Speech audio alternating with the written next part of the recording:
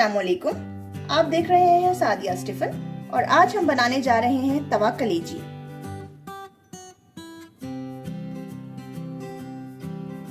तवा कलेजी बनाने के लिए ऑयल चाहिए 3 से 4 टेबलस्पून। कलेजी हाफ केजी ली है मैंने, एक कंप्लीट कलेजी। और इसके अलावा कोरिएंडर सीड्स मैंने क्रश कर लिए हैं। ये धनिया पाउडर लिया है मैंने 1.5 टीस्पून। भुना हुआ जीरा मैंने क्रश कर लिया है और उसका पाउडर मैंने लिया है 1 टीस्पून। लाल मिर्चों का पाउडर 2 टीस्पून लिया है। गरम मसाला पाउडर 1 टीस्पून लेना है। हल्दी पाउडर लेना है हाफ टीस्पून। नमक लेना है 1 टीस्पून या हस्बे जायका।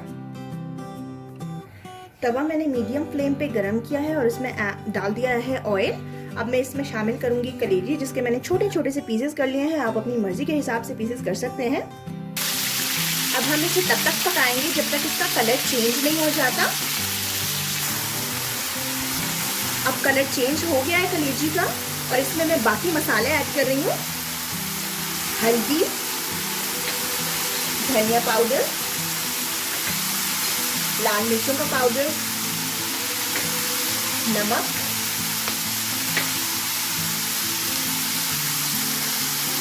गरम मसाला और भुना हुआ जीरा। अब इसे मिक्स करेंगे।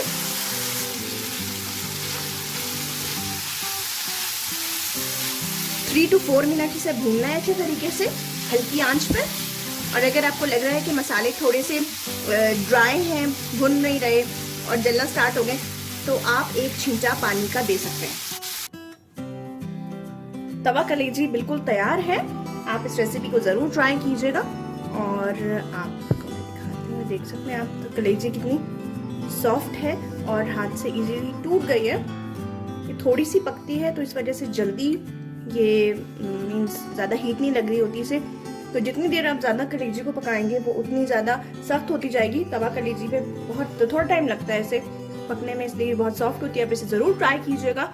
और अगर आप चाहते हैं कि आपकी कोई सजेस्टेड रेसिपी मैं ट्राई करूँ तो आप मुझे उसका टाइटल कमेंट में ज़रूर बताइएगा।